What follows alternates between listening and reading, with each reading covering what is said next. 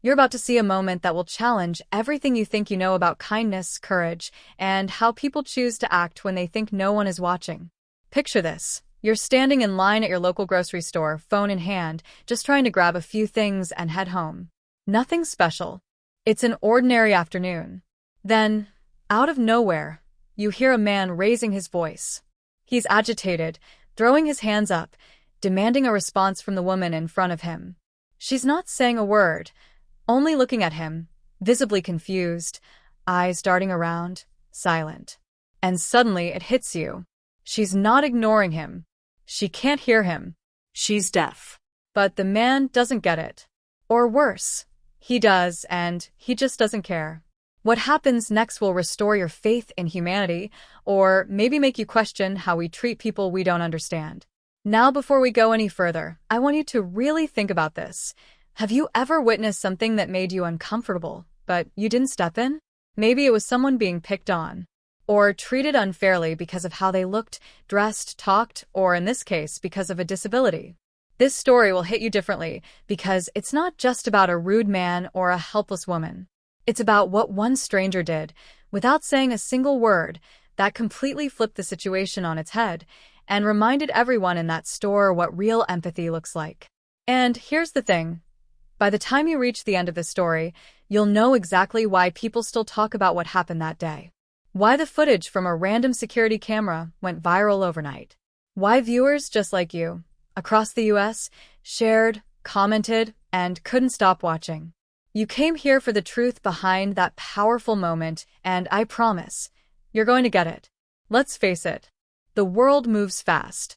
We scroll through stories, flip through drama, binge-watch everything from courtroom meltdowns to caught-on-camera justice. But every once in a while, a real story breaks through all that noise and forces us to pause. This is one of those stories. And right now, I'm going to walk you through it, not like a cold reporter reading headlines, but like someone sitting down with you, face to face, saying, "Hey, you've got to hear what happened." Because it's not just what went down in that store, it's what it says about who we are when no one's paying attention. Or in this case, when someone secretly was. This entire moment unfolded in the middle of a busy chain store, somewhere you've probably been dozens of times yourself. Think Target, maybe a Walmart. It was a weekday afternoon. The kind of day where no one expects drama. The security camera footage doesn't lie. We see people shopping, kids tugging on their parents, background music playing softly overhead. And then we see her, a young woman, early 30s maybe, standing in the self-checkout line, clutching a small basket. She's got her wallet ready, earbuds in, and she looks calm. But something about the way she glances at the screen, then around the store, seems hesitant. You can almost tell. She's trying her best to focus. Her name is Emily, and she was born deaf. She knows how to navigate the world. She's strong, self-reliant, and yes, she reads lips like a pro. But in that moment, something goes wrong with the machine. She presses a button. Waits. Nothing. And that's when he shows up. Let's talk about the man who made this moment go viral. Mid-40s. Baseball cap. Loud. Entitled. You can see it in the way he throws his shoulders around, acting like the store belongs to him. He sees Emily not responding, and instead of asking a question, he makes a demand. "Hey, are you even listening? You holding up the line, or what?" And just like that, tension floods the scene. He doesn't lower his voice. He escalates. He calls her rude, disrespectful, and accuses her of ignoring him. Shoppers nearby start to notice. A few exchange glances. But no one says anything. Not yet. And here's where the psychology of it really kicks in, because this is real life. This is what most people do. They freeze. They wait for someone else to take the lead. They don't want to make it worse. And that's why, even though the guy keeps going, no one stops him. Not until he shows up. Just 2 lanes over, someone else was paying attention. A stranger. A man in his 20s, dressed casually, holding a gallon of milk and a pack of tortillas. Nothing about him screams hero. But here's what makes this twist unforgettable. This man knows sign language. He sees what's happening. Understands Emily isn't ignoring anyone. She's just trying to get through her day like anyone else. So he makes a choice. A bold, quiet, and powerful choice. He walks over, gently taps Emily's shoulder, signs a quick question. She responds with visible relief. And then, turning to the angry man, this stranger does something that makes the entire store stop and watch. Now let me pause here for just a second, because this is the part that'll stay with you long after the video ends. Not because it's flashy or dramatic, but because it's so human. This moment is about real communication, real understanding. No raised voices, no revenge, just a simple, beautiful act of solidarity between two strangers. It wasn't rehearsed. It wasn't for clout. It was just the right thing, done by the right person at the right time. And if you've ever wondered what courage looks like in real life, when no one's planning it, when the stakes feel real, when people are watching but staying silent, then stay with me, because we're just getting started. I want you to stick around, not just because this story gets even better, but because how it unfolds will show you something most viral videos miss. This isn't just about confronting a rude guy in a store. It's about what happens after. The fallout, the reaction, the internet's response, what people said, what the store did, and most of all, what Emily herself had to say after the video made headlines. There's a moment coming up, one that wasn't even caught on camera, that ties everything together. And I'll share that with you soon, I promise. But right now, let's go back to the store, because the crowd is frozen. The man who was shouting? He doesn't know what to do. For the first time, he's not in control. The stranger speaks to him, but only using sign language. He doesn't raise his voice. He doesn't insult him. He just signs. Slowly. Clearly. Purposefully. And the angry man? For once, he's speechless. Because in that moment, the power has shifted. The silence is no longer awkward. It's intentional. It's loud in its own way. And Emily? She's no longer standing alone. That's where everything changes. And that's where we pick up this story. Because what happened next, after the cameras stopped rolling, after the crowd dispersed, after the clip went viral and the story hit YouTube's trending page, is something you have to see to believe. You came here because you saw the title and thought, what happened to that deaf woman in the store? Well, you're about to find out. And trust me, it's not what you think. Stay tuned. Because just when you think the story is over, a security guard steps forward. And what he says changes everything. Emily Jenkins wasn't the kind of person who stood out in a crowd, and she liked it that way. She lived a quiet, self-contained life in a small apartment on the edge of town, not far from the community center where she volunteered 3 evenings a week teaching basic American Sign Language to families with deaf children. Her world was deliberate, thoughtful, and finely tuned to rhythms most people don't notice. The subtle shifts in body language, the brief glances exchanged between strangers, the comforting predictability of routines. She didn't seek attention, didn't provoke conflict, and had mastered the art of blending in. But that particular Thursday hadn't gone according to plan, and by the time she stepped into the store that afternoon, she was already carrying more weight than anyone could see. Earlier that week, Emily had received an anonymous letter slipped under her door. It wasn't threatening, exactly, but it was strange, typed and signed and containing just 3 words, "Watch your back." At first, she assumed it was a mistake, maybe meant for a neighbor. But the second letter came the next day, folded neatly and sealed in a plain white envelope, this time with a single sentence, "You've ignored me long enough." No name, no return address. Nothing about it made sense. She hadn't had any recent fallouts with friends or students. She wasn't in any kind of legal trouble. Her social media accounts were sparse, private, and only followed by people she trusted. And yet, the feeling of being watched started to settle in her chest like a tight knot. She couldn't shake it. Still, she chose not to mention the letters to anyone, thinking maybe it was just a prank, some bored kid in the building playing games. But deep down, something didn't feel right, and that's why she'd gone to the store that day. She needed to get out of the apartment. She needed to be somewhere with people, with noise, even if she couldn't hear it. Anywhere that didn't feel so heavy with silence. That's the detail most viewers missed in the footage. The way Emily kept glancing over her shoulder even before the confrontation began. The way her fingers trembled slightly as she tapped the screen at the self-checkout. She wasn't just distracted. She was on edge. And when that man approached her, shouting in frustration, it wasn't just the words that made her freeze. It was the fear of something bigger she couldn't quite name. What if this wasn't random? What if this man wasn't just another impatient customer having a bad day? And here's where the story begins to twist, because as we dig deeper, it becomes clear that Emily's life in recent weeks hadn't been as quiet as it seemed.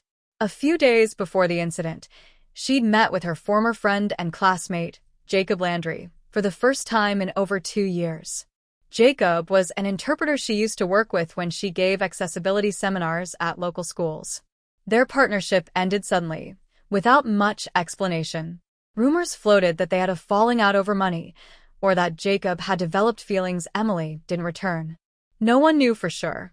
But the timing of their reunion, just days before the letters began, raised eyebrows. And when questioned later, Jacob admitted he'd tried to reconnect because he felt something was wrong with Emily, though he wouldn't say how he knew. "She's not herself anymore," he told a reporter after the footage went viral. "She's hiding something." Then there was the case of her neighbor, Linda, who lived directly across the hall. In interviews, Linda described Emily as polite but distant.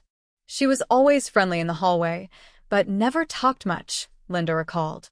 "Though lately, I'd hear pacing in her apartment late at night. And one morning, I found her door cracked open. She was inside, sitting on the floor, staring at the wall.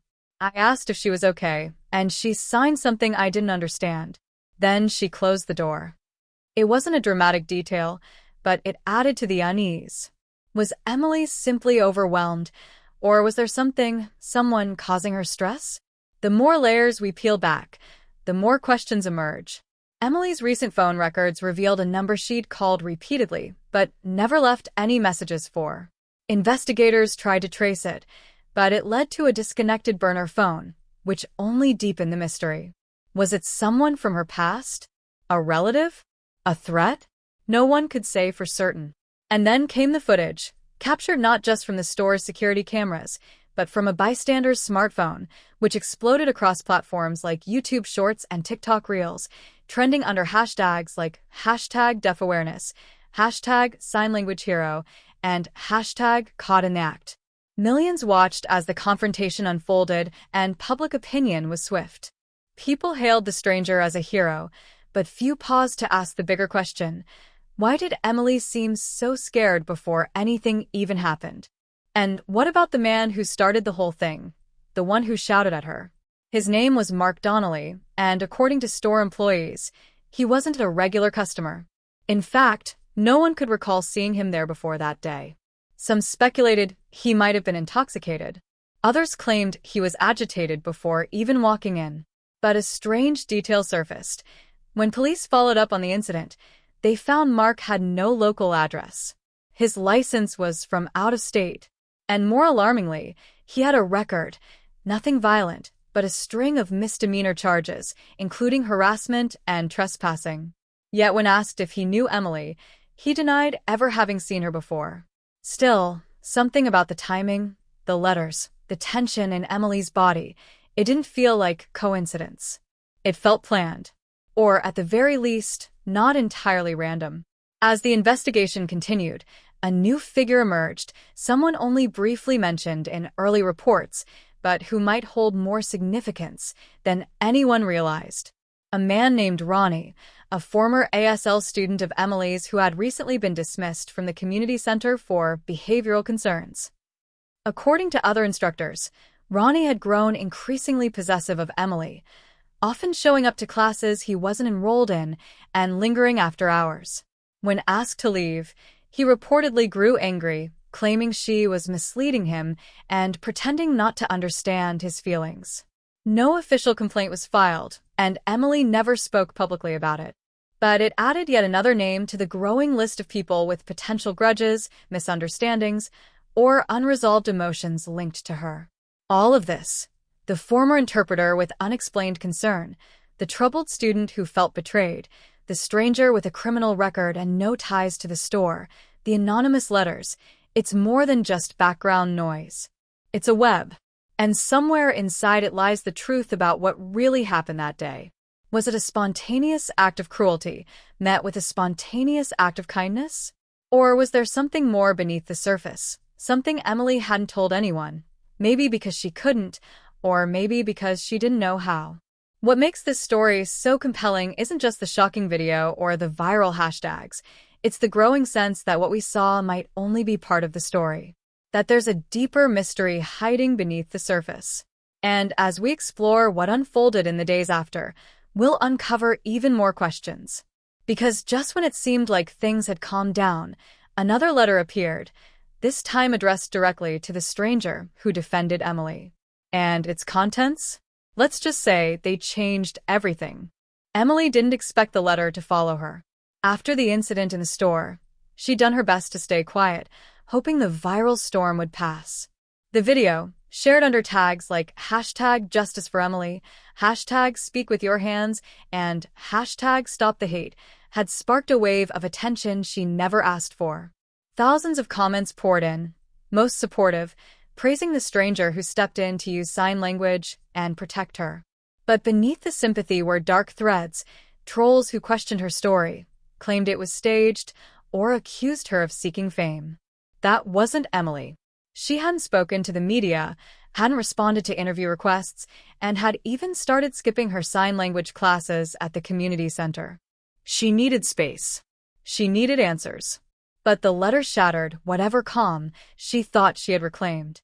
It was postmarked from her own city this time. It said just one thing: tell him to back off, or you'll regret it. The him in question could only be one person: Nathan Rios, the man who had defended her in the store. He wasn't someone she knew personally before that day, but after the video went viral, he reached out through mutual connections in the deaf community. He told her he only stepped in because he saw the panic in her eyes, that he'd been raised by deaf parents and instinctively knew something wasn't right. They met once, in a quiet cafe on the outskirts of town, where Nathan used fluid, calming signs to ask if she was okay and whether she had support. Emily didn't tell him everything, but she hinted that the confrontation might not have been entirely random. Nathan had offered to help, said he had friends who could look into things. He didn't work for the police, but he had a background in security and surveillance. For the first time in weeks, Emily felt less alone. But now someone wanted him to stop. And whoever sent that message knew exactly how to get her attention. As Nathan started digging deeper, things began to go wrong. First, the security footage from the store's back entrance, the one camera that might have shown whether Mark Donnelly had followed Emily in, mysteriously disappeared. The store claimed the files were corrupted, an internal server issue. But Nathan wasn't buying it. He managed to track down a part-time employee who hinted that someone from outside had come asking about the footage the day before it vanished. Then, the burner number from Emily's phone records suddenly came back online, but just for a few minutes, long enough to place a single call to a number listed under a defunct LLC tied to a private investigator from 2 states away. When Nathan tried to reach the PI, he was told the man had passed away 2 years ago. The number was reactivated just that day. It didn't make sense. It was like someone was trying to stay one step ahead. Then an even more troubling event took place. Emily returned home late one night to find her apartment door slightly ajar. Nothing looked stolen. Her laptop was still on the desk, her keys and wallet in the same spot.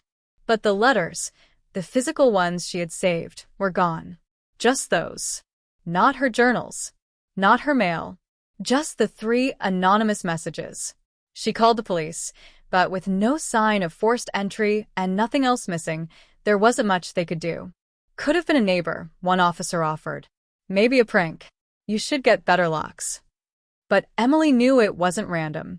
Someone was tying up loose ends. As they hit dead end after dead end, Nathan suggested reaching out to Jacob Landry again.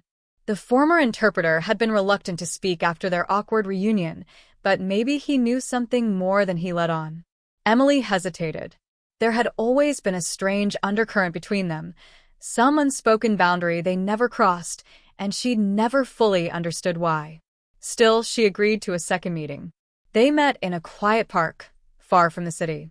Jacob arrived late, looking tired and nervous, glancing over his shoulder more than once. He told her there was something he'd never mentioned before. That back when they worked together, he once overheard a phone conversation Emily never knew he caught, someone angry, speaking harshly in half-signed words, accusing her of lying and ruining everything. He hadn't said anything then, because he thought it was a family issue. But now he wasn't so sure. When Emily asked who the voice belonged to, Jacob said something that made her stomach twist. It sounded like Ronnie. The same Ronnie who had been kicked out of her class. The same Ronnie who had shown up uninvited more than once. But when they checked the community center's enrollment records for contact info, Ronnie's file was gone. Not archived, deleted. No phone number, no emergency contact, no application form. Just a note on paper saying removed, disruptive conduct. When Emily asked the front desk staff who authorized the deletion, they gave her a name she didn't recognize. A supervisor who, according to HR, hadn't worked there in over a year. That's when Emily and Nathan realized they weren't dealing with a single loose thread. They were staring at a tapestry carefully unraveling itself from the inside. Whoever was behind this wasn't just trying to scare her. They were actively erasing connections, covering tracks, removing people who could fill in the blanks. And then came the worst moment yet. Nathan had been compiling everything, photos of the letters, his notes on Ronnie, timestamps of the missing footage, on an encrypted USB drive. He kept it stored in a locked drawer in his apartment. But the morning after he and Emily met Jacob, the drive was gone. No sign of forced entry. Just an empty drawer. And a message written in Sharpie across a page from his notebook. Last warning. Emily stood in his kitchen, her hands shaking. Whoever this is, they're already inside, she signed. Nathan nodded, but he looked more than unsettled. He looked afraid. Because the message left behind wasn't signed by a name, but by a symbol, a small drawing of an open eye. And Emily recognized it. It matched a charm on a bracelet she had once received anonymously. A bracelet she had worn every week to class. A bracelet she had tossed in the back of a drawer a year ago, never thinking twice about it. Until now. What did it mean? Who would send it? And more importantly, what else had they seen? Emily didn't sleep that night. Every sound in her apartment felt amplified. The creak of the wood floors, the hum of the refrigerator, even the passing cars outside her window carried a kind of warning with each low rumble. The symbol of the eye was etched into her memory now, and the bracelet it once adorned suddenly felt like more than a forgotten accessory. It felt like a planted mark, something left by someone watching her long before she ever knew she was being watched. Nathan had promised to double back and check surveillance from nearby buildings, but his confidence was wavering. He didn't say it out loud, but Emily could see it in his expression. They were being outplayed. Whoever was behind this wasn't just a step ahead. They were predicting their next move. Then, as if the nightmare couldn't deepen any further, another unexpected piece was thrown into the puzzle. Emily's friend and former roommate, Kelsey, who had moved to Austin 6 months ago, called in a panic. Kelsey hadn't been involved in any of this, wasn't even in town when the incident in the store happened. She only knew bits and pieces of what had gone viral, and even then, she'd stayed mostly out of it. But now, she was terrified. She told Emily she'd received a package in the mail. No return address, no markings, just a plain box with a flash drive inside. At first, Kelsey thought it might have been a prank or a mistake. But when she plugged it in, what she saw made her heart drop. Security footage of her and Emily from almost 2 years ago, in their old apartment. Not a party, not a social gathering, just them, alone in the kitchen, talking, laughing, making dinner. The camera angle was from inside the apartment, as if someone had installed it without their knowledge. And the date stamp? A week before they both moved out. Why now? Kelsey asked, her voice shaking. Why would someone send me that now? Emily couldn't answer. Her throat felt dry, and her chest heavy. Whoever was orchestrating this wasn't just focused on her. They were reaching into her past, pulling people back into her life, and making sure no one around her felt safe. The footage wasn't just invasive, it was surgical. It didn't reveal anything particularly damning, but it made one thing very clear. Someone had been watching her for a long time. Not just since the incident at the store. Not just since the messages began. This had been going on long before any of them realized they were part of something bigger. Nathan, who had joined Emily on the call with Kelsey, went silent for a long time before finally saying, "We're not looking at a random threat. This feels coordinated." But coordinated by who? That question became more urgent the next day when Jacob, the interpreter who had hinted about Ronnie, suddenly stopped replying. No texts. No calls. Not even read receipts. It wasn't like him. He was careful, cautious, even a bit paranoid since their last meeting. Emily and Nathan drove to his building, a rundown apartment complex on the edge of downtown, but his landlord said Jacob had moved out 2 days ago. Strange, considering they'd met him just yesterday. Stranger still was the fact that Jacob's name was no longer listed on any lease documents. It was as if he had never lived there. A maintenance worker, after some nudging, confessed that Jacob had received a visitor the night before. A tall man in a dark coat, wearing a cap and gloves, who left carrying what looked like a laptop bag. That was the last time anyone saw Jacob. His voicemail was suddenly disconnected. His social media scrubbed. Gone. Emily's fear turned into dread. It was no longer just about being harassed in a store, or mysterious letters, or disappearing flash drives. This was now about control, about someone pulling strings in places they didn't belong. Someone with the power to erase people, rewrite history, and make others doubt what was real. As Nathan combed through old files and names, another anomaly jumped out at him. One of the people who had commented frequently on the viral video, always supportive, always encouraging, had a username that traced back to an IP address from a law office that once handled Emily's father's estate after his passing.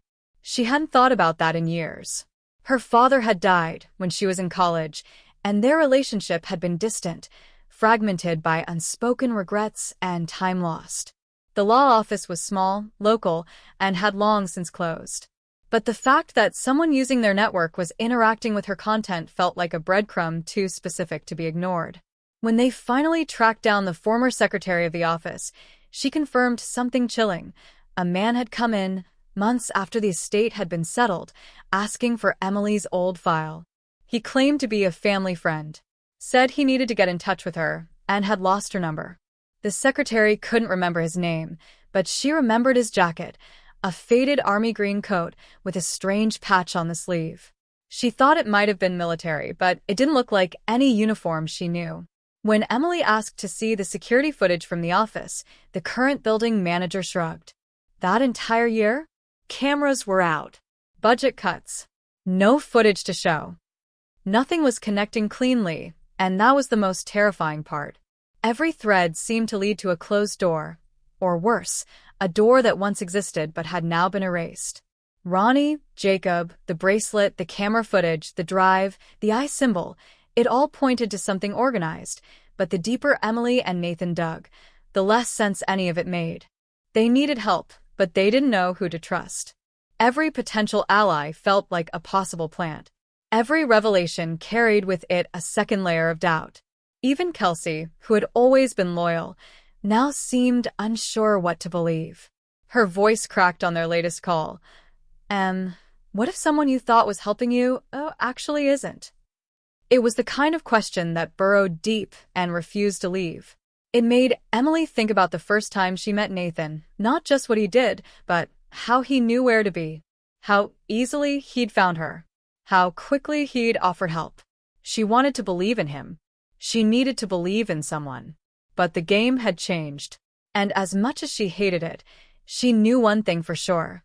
The more they uncovered, the less they truly knew about who was behind it all. Because someone was orchestrating this with precision. And if they were still watching, still listening, then everyone was now suspect. The rain started without warning, slashing against the windows like nature itself had something to say. Emily sat frozen in the living room, the lights low, the television flickering with a muted news segment she wasn't even watching.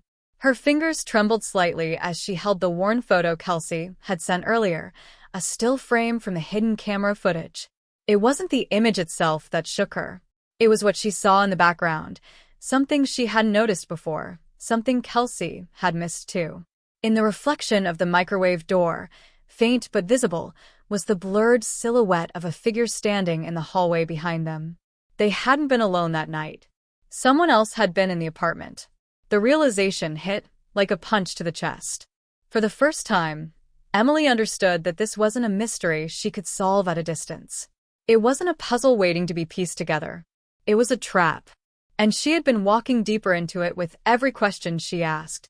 Her mind raced, looping through every moment that had felt off but had been brushed away. The time she came home to find the front door slightly ajar, the weird static that occasionally buzzed through her phone, the odd feeling of being watched when she stood in front of her window at night. She had written it all off as anxiety. But now it was something much worse. Nathan was supposed to meet her at her apartment an hour ago. He was never late. He always texted, always called. But tonight, nothing. No missed calls. No messages. No updates. Emily tried to call him again, but it went straight to voicemail. Her chest tightened. She messaged him, then checked his location via the shared tracking they'd agreed to use just days earlier. Location unavailable. That's when her stomach sank. The last ping on the map was from an alley near his office, an area she knew was barely lit after dark and usually empty. The news was still running in the background, now cutting to a breaking story alert. A body had been discovered just a few blocks from that area. No details were released. No names. But the timing felt too precise to be coincidence. Emily didn't wait. She grabbed her coat, keys, and a flashlight, barely locking the door behind her as she rushed into the storm. The city felt hostile tonight, shadows stretching unnaturally long, streetlights flickering like they might blink out completely. As she neared the alley, she slowed down, her breath catching in her throat. Police tape flapped in the wind, cordoning off a narrow section of the street. Uniformed officers huddled near a dumpster, speaking in hushed tones. A stretcher had already been wheeled out, the body zipped into a black bag and lifted into an unmarked van. Emily's heart hammered in her chest. She edged closer, trying to hear what they were saying. Male, mid-30s. No ID on him. Wallet missing. Found a phone, but it's wiped. Like factory reset. Clean. The officer's voice faded under the pounding in her ears. She couldn't breathe. The description matched Nathan. But it couldn't be. She hadn't seen his face. She hadn't heard the name. It could be someone else. It had to be someone else. She stood there, drenched and shaking, until a hand touched her shoulder.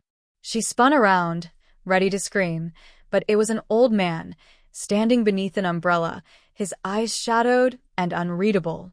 "You shouldn't be here," he said, barely above a whisper. "They don't like it when people get too close." Emily stared at him, stunned. Who are you? "What do you mean, who are they?" The man didn't answer. He simply pressed a slip of paper into her palm and turned, disappearing into the mist and crowd like a ghost. She looked down. The paper was soaked, the ink running, but she could still make out the words, "Stop digging, or you'll be next." Her legs went numb. This wasn't just a threat, it was a promise. That night, she couldn't go home. She couldn't even risk using her car. She checked into a cheap roadside motel under a fake name, paying in cash and keeping the lights off. Every knock on the wall, every passing car outside sent her nerves into overdrive. Her thoughts spiraled. Had Nathan found something? Had he been taken? Was he being silenced? Or worse, had he betrayed her and disappeared on purpose, knowing she'd be the next one in line? By morning, there was no update. No news article. No confirmation of the body's identity. It was like the entire thing had been scrubbed clean. She searched online, scrolling through trending YouTube stories and Reddit threads about hidden surveillance, secret societies, mysterious disappearances, but none of it led anywhere solid. Just noise. Just fear. She checked her phone again. Still no signal from Nathan. Still no reply from Kelsey. And now, her own email had been deactivated. Her backup files? Gone. Social logins? Blocked. Her digital footprint was being erased in real time, like someone was undoing her piece by piece. As she tried to log in to one of her older cloud accounts, she received a new message. No sender. No subject. Just a single sentence you were never supposed to remember. Her heart stopped. The screen flickered for a second before crashing to black. She was losing everything, her allies, her identity, her grip on what was real and what wasn't. Every step she took forward was met with a force twice as strong pulling her back. Someone was watching. Someone had been watching. And now, whoever it was, they were tightening the net. Emily didn't sleep that night. Her mind had been pushed far past exhaustion, running on pure fear and adrenaline. She sat on the edge of the motel bed in the gray hours of the morning, the walls sweating with dampness, her eyes fixed on the black screen of her dead laptop. That last message wouldn't stop replaying in her head. You were never supposed to remember. The phrasing gnawed at something deeper than just fear. It wasn't just a threat. It was a statement rooted in something personal. As if this wasn't just about what she had recently discovered. It was about something she had forgotten. Or maybe something she had been made to forget. Just before sunrise, her burner phone buzzed. No caller ID.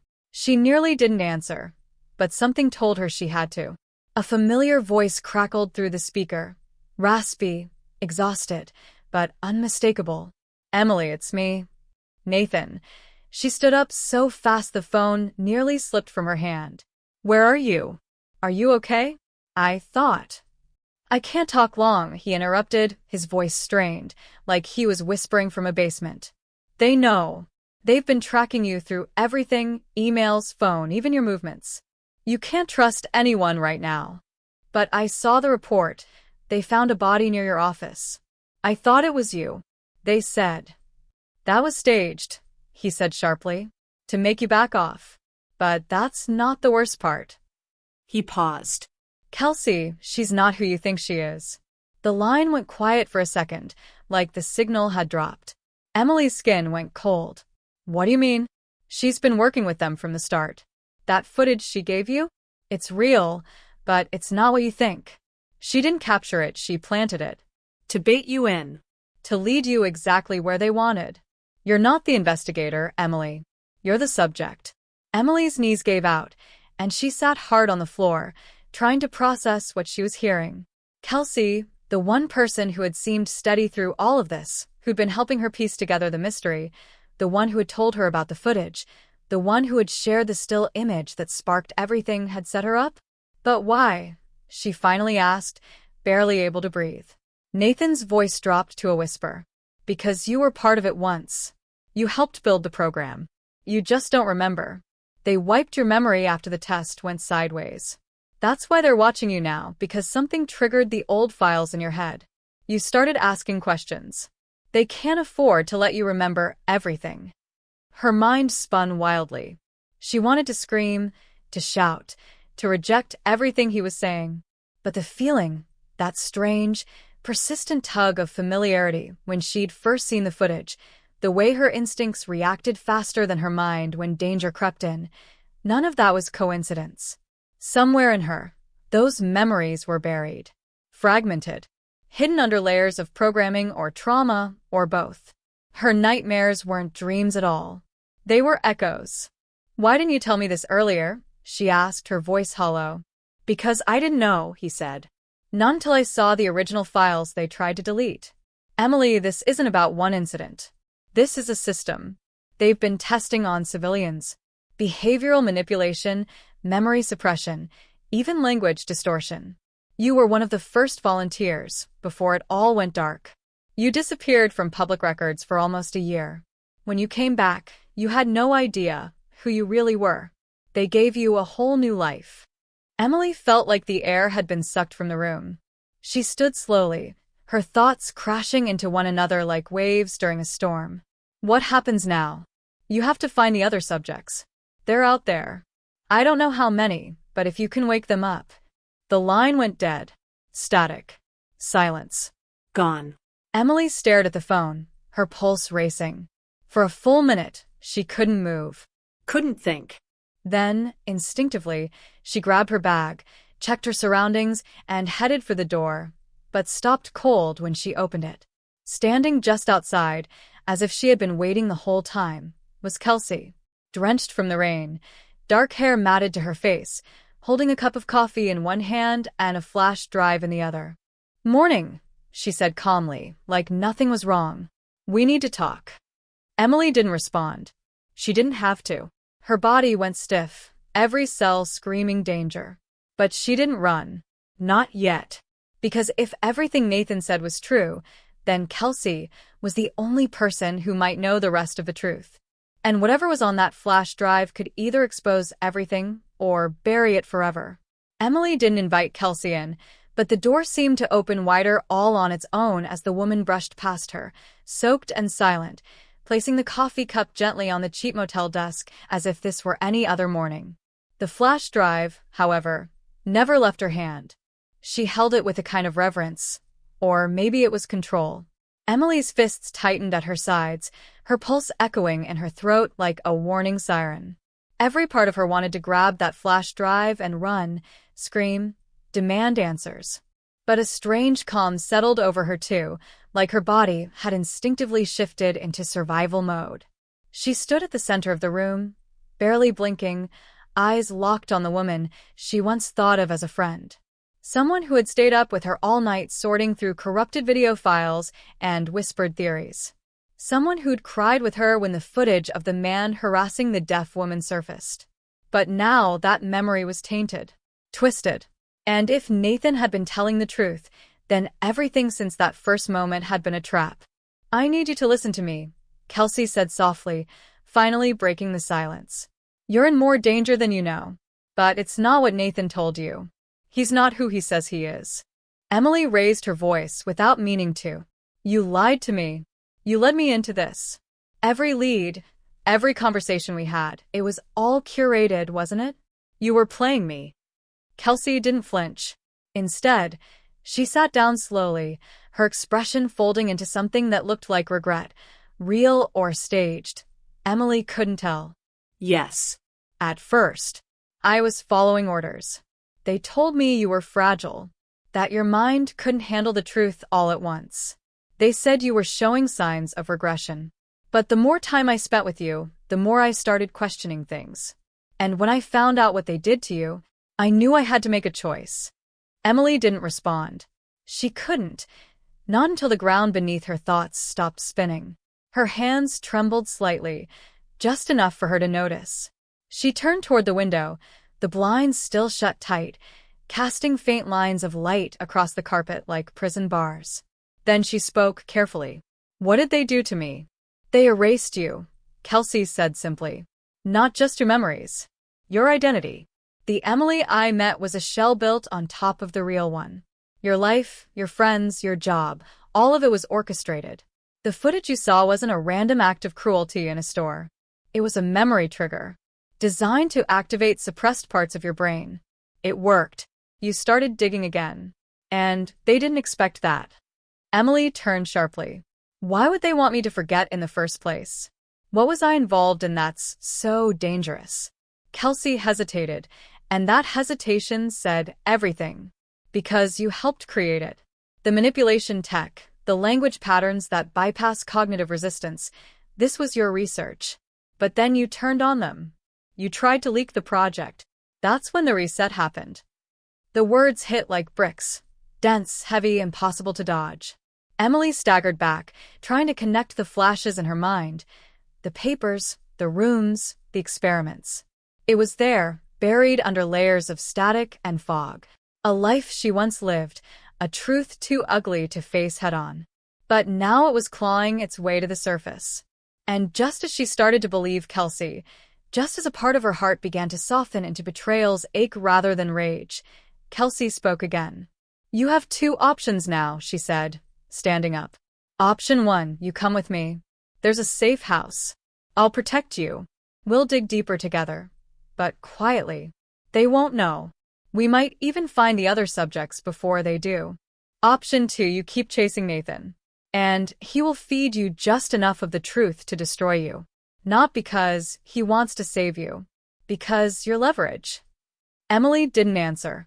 Not immediately. Because right then, her phone buzzed again. A single message from an unknown number.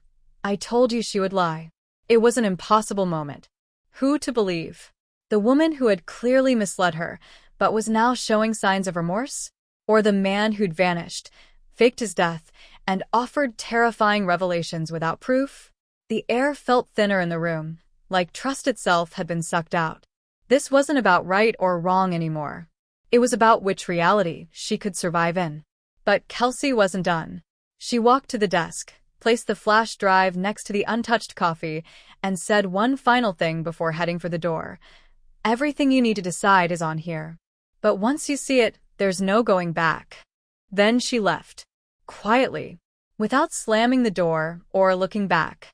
Emily stood there, alone, staring at the tiny object that now carried the weight of her past and the fate of everyone like her. She moved toward it slowly, her fingers barely brushing the plastic casing when the motel power suddenly cut. Everything went black. Not just the lights, the phone, the outlets, even the emergency exit sign. In the silence, one truth remained. This was no longer about justice. It was about survival. Emily's breath caught in her throat as the motel room was swallowed by absolute darkness. No street lamp glow, no flickering TV static, just a suffocating blackness, so complete it felt deliberate. Her instincts screamed louder than logic now.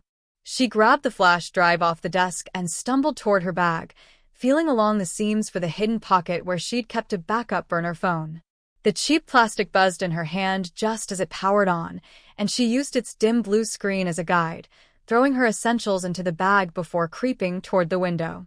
But as she inched the blinds open, her heart stopped. There was a man in the parking lot below, standing perfectly still in the shadows. No movement, no phone, just watching.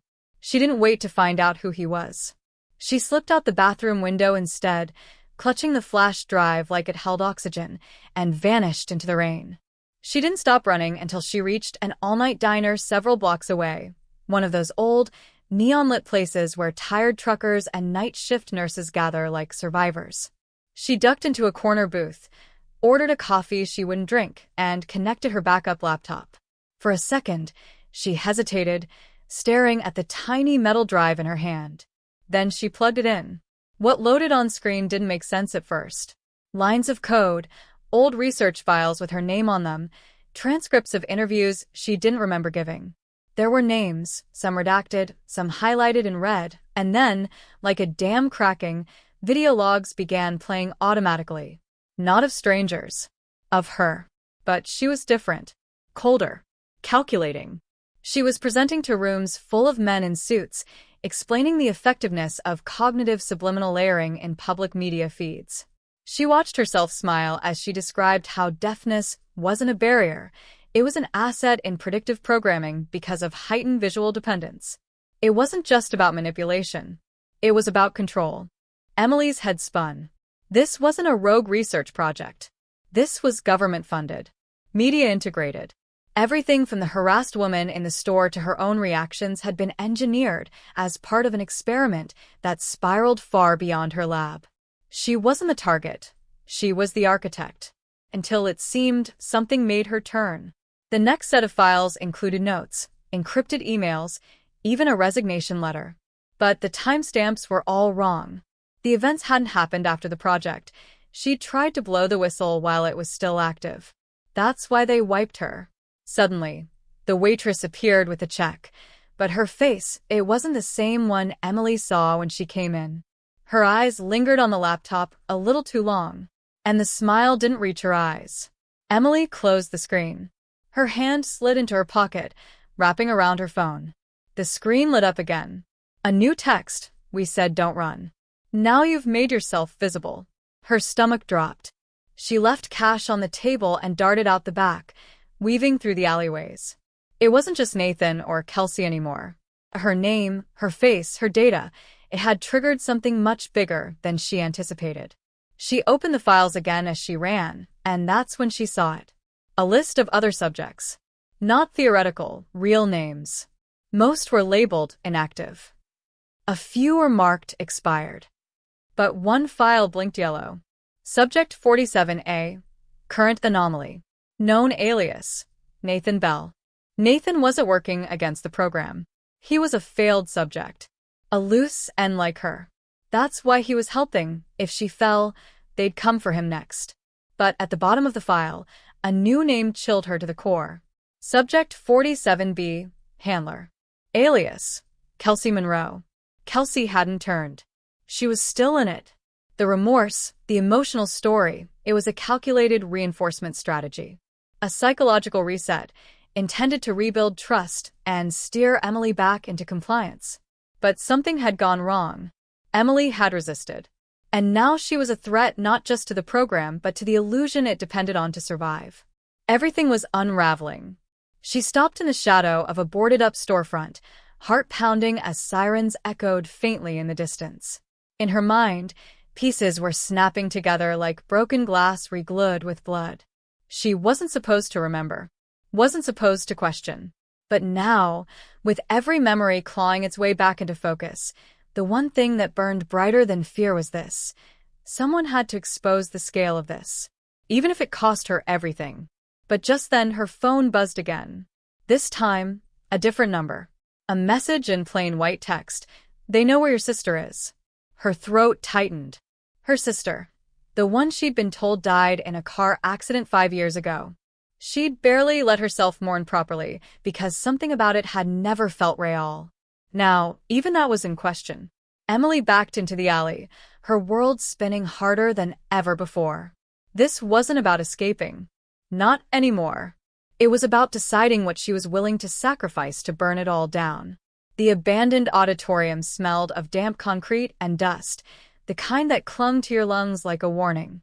Emily moved silently through the rows of torn seats and broken beams, guided only by the faint pulsing of her sister's last known signal, an emergency ping triggered from a burner phone she hadn't used in years. It led her here, to this rotting monument of forgotten propaganda where she had once, unknowingly, given her first presentation on cognitive suggestion in nonverbal communication streams. A lecture. That's what it started as. She remembered now. The suits had clapped politely. She'd thought they were academics. But they weren't. They were strategists, behavioral engineers. She had helped design the very system now hunting her. A click echoed above, a spotlight blinked to life, and she froze, blinded for a second in the haze of dust. Then a voice, smooth, calm, and far too familiar, filtered through the speaker system. "You always were brilliant, Emily. Too brilliant for your own good." Her stomach dropped as Kelsey emerged from the shadows above the stage, not with fear in her eyes, but pride. Controlled, calculated pride. "You think you were fighting the system? You were fulfilling your purpose. Every step you took, every act of defiance, every breadcrumb you followed, was designed." Emily wanted to scream, but her voice was trapped behind the lump of betrayal in her throat. "Where is she?" she demanded, fists trembling at her sides. "Where's my sister?" Kelsey stepped down the creaking stage step slowly, like a performer preparing for her final bow. "You mean Subject 14C?" she said coldly. "She was never in a car accident. She was recruited like you." "Unlike you," she complied. The floor beneath Emily seemed to fall away. The grief she had carried like a phantom weight, the guilt, the rage, it had all been manufactured, shaped to keep her tethered. Her sister wasn't dead. She was part of the program. A willing part. Then came the final sting. Kelsey tossed something at her feet. A drive, nearly identical to the one Emily had found. "Plug that in." Go on. "See the full picture." Against her better judgment, Emily did. The screen lit up with a live video feed. Her sister, sitting in a clean, white room, speaking directly into the camera in perfect sign language. "I know you're watching, Em. They let me record this because they said it would make it easier for you. I didn't die. I chose to disappear. You need to understand, what they're doing isn't evil. It's protection. Control is the only way forward. You could come back. You could help fix the cracks. They don't want to destroy you. They want to bring you home." The screen flickered out. Kelsey moved closer now, her voice softening. "You can end this. You can make all of this pain stop. We just need one thing from you. Walk back in. Take your place again. Help guide the next phase." Emily stood frozen. She saw her sister's face in her mind, remembered the joy they once had, the dreams they used to share. Could it be true? Was this all for a greater good?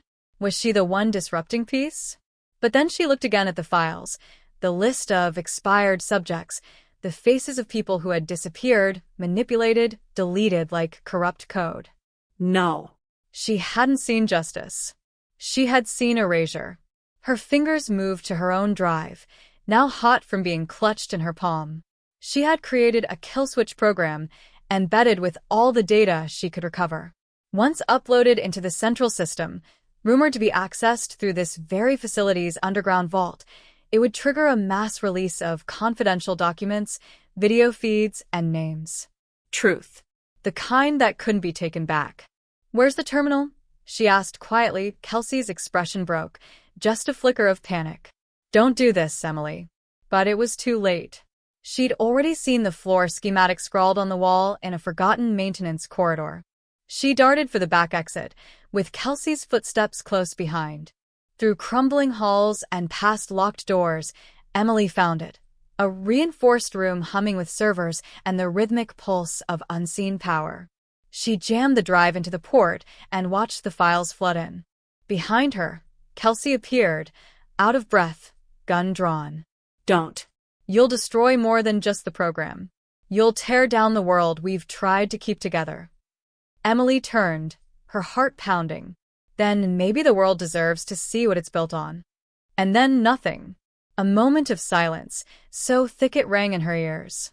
Kelsey's finger trembled on the trigger, but she didn't shoot. Instead, someone else stepped from the shadows. Nathan. But he wasn't alone. Her sister walked behind him. And in that instant, Emily realized the final, cruel twist. This wasn't about her at all. She was the last variable. The final test. And they'd just gotten their result. The silence that followed felt longer than time itself, suspended in a space where every breath had weight. Emily's hand hovered near the keyboard, her mind racing through everything she had uncovered, everything she had believed, and now, everything she was being forced to face. Her sister wasn't a prisoner or a pawn. She was a participant, a believer in a cause Emily had spent years trying to dismantle. Nathan's presence, too, took on a different meaning now. He had always been one step ahead, guiding her with breadcrumbs she thought she'd discovered on her own. The truth was unbearable. She had never been the hero of this story. She had been the experiment, the wild card in a system obsessed with prediction and control. And yet, they had miscalculated one thing: her capacity for choice, unshaped by logic, untouched by programming, driven by something algorithms could never capture: human will. Her sister stepped forward, her expression soft, not of a villain, but of someone who truly believed she had saved Emily from a harsher truth. She explained that the program had started with good intentions, preventing chaos, reducing crime through behavioral patterning, preserving social stability. But over time, the methods evolved. It was no longer about safety, but about dominance, about turning free thought into a liability. The moment someone deviated too far from the acceptable emotional baseline, they were tagged, observed, and in some cases, removed. And Emily, with her unpredictable resilience, her refusal to conform, her relentless pursuit of truth, she had become a symbol, not just to the system, but to others like her. She was their ripple effect. If she acted now, her choice would cascade. Kelsey lowered the weapon slowly. Her eyes met Emily's with something resembling defeat, but also a flicker of relief. She had spent too long managing outcomes, manipulating narratives, steering human behavior like a script.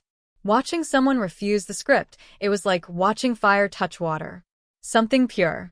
Something unstoppable. "If you press enter," she said quietly, "you can't take it back. The world will know everything. But chaos will follow. Panic. Collapse. The system will break." Emily looked at her sister again, no longer angry, but heartbroken. "And if I don't," she asked, "what happens to the people who disappear? Who never get answers?" Her sister didn't respond. She didn't need to.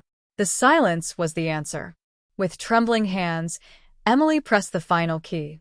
A rush of light filled the room as the data unlocked, file by file, screen by screen. Satellite connections lit up. External networks accessed. Whistleblower platforms engaged.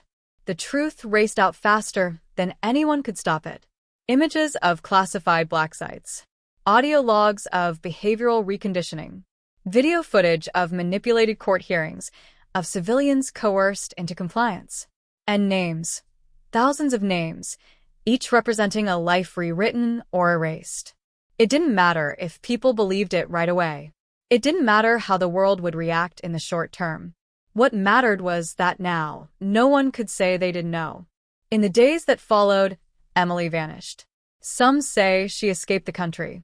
Others claimed she was captured in a quiet operation, her name redacted from every public record.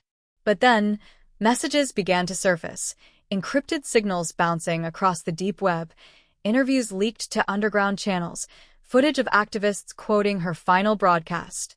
Her face became a symbol, a quiet reminder that freedom isn't something given. It's something you have to fight to define for yourself. Her sister, too, disappeared. But not into darkness. She resurfaced in unexpected places, testifying anonymously at tribunals, assisting journalists with protected documents, speaking in digital forums under a pseudonym once erased from history. She had chosen a side, not blindly, but fully aware of the cost. As for the system, it fractured. Not completely, but enough to bleed. Internal audits launched. Politicians denied involvement.